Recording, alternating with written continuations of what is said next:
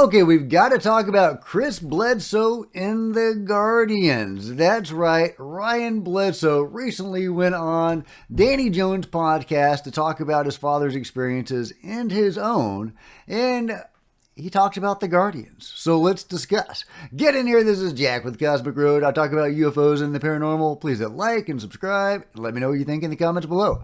Okay, let's just get right to it. I have always overlooked the Guardians in my study of Chris Bledsoe's accounts. I keep on getting distracted by the lady, but just as intriguing are the Guardians, these beings that first took him. They wiped his mind, of course, but afterwards he recalled this experience under hypnotic regression, and the experience is really fascinating. So let's give a listen to Ryan Bledsoe, his son, talking about his father's experience with these beings. So here's what happened. One of those lights approached him. It came up to him, and my dad was able to recall reaching out and touching it. But it was this thing of pure living light that was shaped like... maybe like a teardrop shape, like he commonly draws it like the shape of a tear. How it's kind of rounded in the front and then it narrows, you know. You could like a football, but also kind of like a teardrop. I don't know. But anyway, so it's like that, but then it has these spikes of light rotating around it.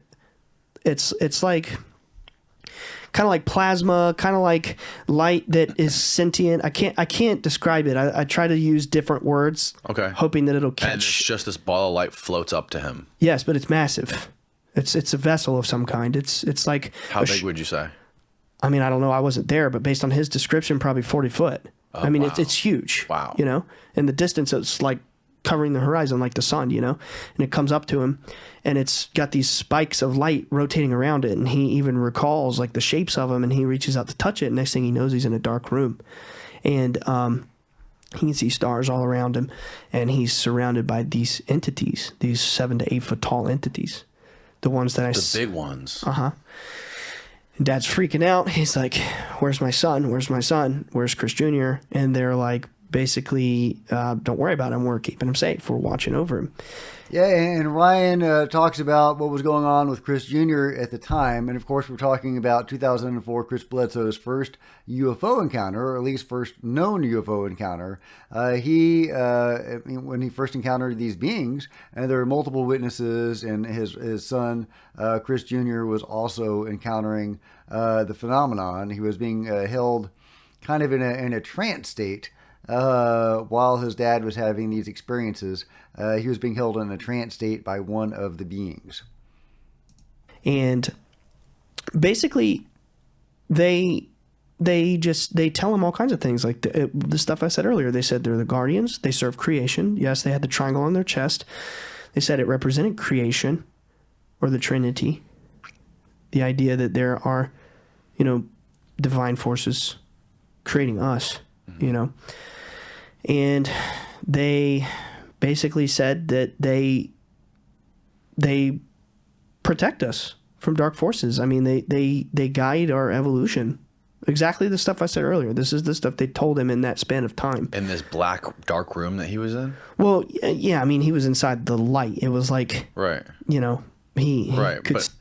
Ryan also says that the government anyway, knows about the Guardians and don't like them.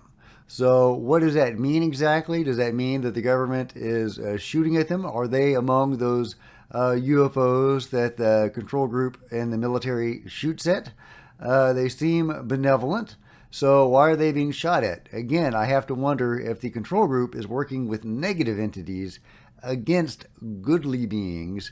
One huge reason we need oversight, we need full UFO disclosure, because it could be that they have involved humanity in some sort of cosmic conflict, allied with one group or faction against another faction, and they may have picked the wrong side. Several times during the podcast on Danny Jones, Ryan recommends us going to his own channel, Bledsoe Said So, where he has a podcast and he talks a lot about these experiences. And in one particular podcast, he did a full breakdown of the hypnotic regression session done on his father regarding this first encounter with the beings known as the Guardians. What do they look like? Chris, I can see them. They're tall and scary. I can't move. They're reaching for me. Tall.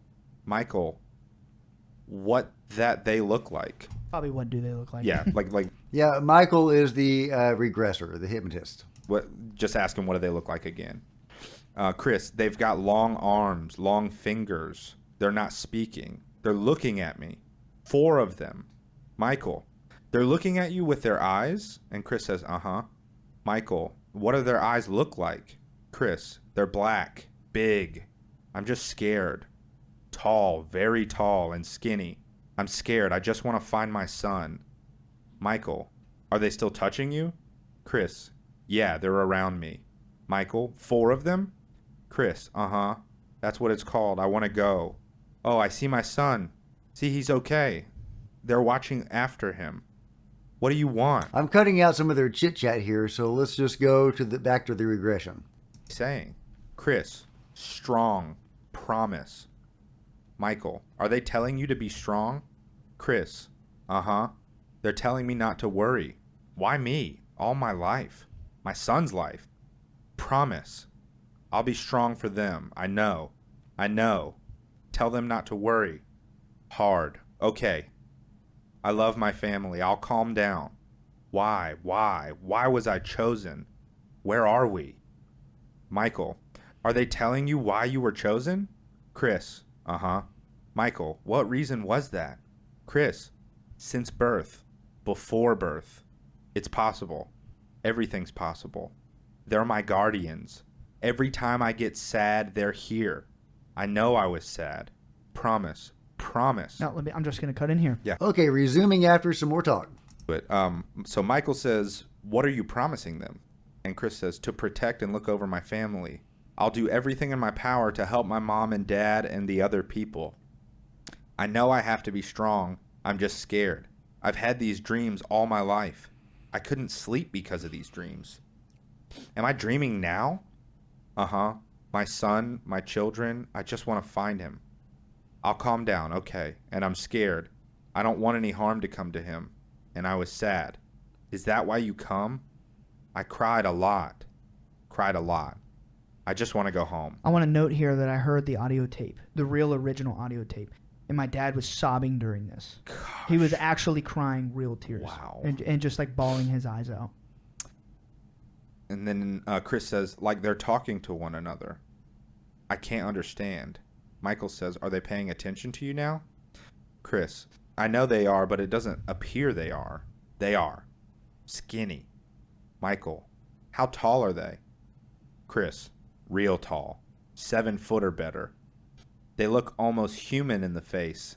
And their eyes are big. They're not human. Not human. They look a greenish and blue. Grayish blue, maybe. Paying attention to me. And I'm nervous.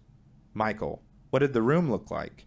Chris, it's round, it's dark. There's lights, controls on one side to my right hand and a head. And again, my father did draw Yeah. like a depiction of those controls and the symbols and whatnot. Colored lights like a console, like computers or something. It's like glass, you can see through it. Lights not shining over my head like it was. I also want to cut in here real quick. The beings had communicated to my father without their mouths moving. I think it might say that in the regression. And it was like they would think and it would just appear in my dad's head. And one thing that they told him that came out over the years. It's literally about to say that, yeah. Well, one thing that they told him is that you control this with your mind and that the ship is a living being. Oh my gosh. Like it appears to us as some physical technological thing, but it's really not. It comes from a higher dimension and it just like has these appearances so that we can comprehend it. Wow. Yeah, so some of the technology that he's saying may be representational because it's coming from a higher dimension. And I'll let you listen to the full transcription at your leisure in the podcast at your leisure, and I'll link to it below, and also the Danny Jones podcast. Great stuff in both of them. I love that Ryan Bledsoe is out there talking about this. He's a little bit more open about some of these things than his dad is. I mean, I love Chris Bledsoe to death, and his story is one of the best there is. But he is a little bit close. He doesn't say some of the things that Ryan feels willing to talk about. And, you know, I appreciate both stances. I mean, Chris, you do you. You do you. Absolutely. But I love that Ryan is a little bit more open and talking about some of this stuff, like the 6 songs that the lady gave him. You know, that information is coming from Ryan, not from Chris. And, you know, there's some things that Chris doesn't want to talk about, but Ryan feels at liberty to talk about. And so we get some really juicy information from Ryan, and I really love it. I love that he's, you know, outspoken about this and talking about his dad's experiences and his own experiences, because he is an experiencer too, and it seems like the whole family pretty much they're all experiencers. Ryan has missing time. He sees beings. You know, he's, you know, tempted to have a hypnotic regression himself to see if he can find out what was going on during those missing times. And, you know, just from my own, you know, selfish standpoint, I hope he does, because I want to know what he was experiencing. Was he also encountering the beings, the guardians, or the lady? Who is he interacting with during that missing time? I would love to know. Of course, you know, hypnotically regressing doesn't work out for everybody. Some are recover memories that traumatize them. So it's not something that I encourage across the board. But, you know, for those that feel called to do it, you know, I think there's some really valuable stuff can be learned from it, but it can be very traumatic for some. Others, it can be very enlightening and add to their lives. But, you know, it's up to the individual, and I respect both stances on that as well. But yeah, fascinating. I love the Chris Bledsoe story. There's so much to unpack here. We have these beings that are guardians, these benevolent guardian beings, apparently other dimensional beings. They have triangles on their chest. They're very tall. At first, they were very scary to Chris, but then he was very comforted and told that, you know, basically they're here to guard him and humanity, apparently, and that the U.S. government or the control group doesn't like them. And I don't know what that means or what the control group might be doing about it. Are they shooting at them? What are they doing about it? Are they allied with beings that are opposed to the Guardians? Again, is humanity caught in some sort of cosmic conflict that we don't want to be in, and we've sided with the wrong faction? I don't know, but we really need answers to those questions. Those are important questions to get answers to and to resolve. And, you know, we need complete oversight of the control group. We need public oversight of the control group. They may just need to be dismantled and to start over. Clearly, we need some organization that deals with the phenomenon, but it needs to be in the public purview, and we need to control what they are doing. You know, this is, you know, again, if humanity is involved in some sort of cosmic conflict, that needs to be a decision that we reach as a race as to what side we want to adhere to, right? We may want to side with the Guardians, right? Or whoever, right? The Galactic Federation. Well, we don't know. We don't know what the exopolitics of all of this are, but we need to know because we have entered that age. We are shooting at these things. They are shooting at us. You know, people are being taken. We need to know what's going on, and we need a part in it. Okay, I've got to go. If you've enjoyed this video, thumbs up, smash the subscribe button, check out my other videos, become a member, and see the merch store below. See you guys next time. This is Jack with Cosmic Road, signing out.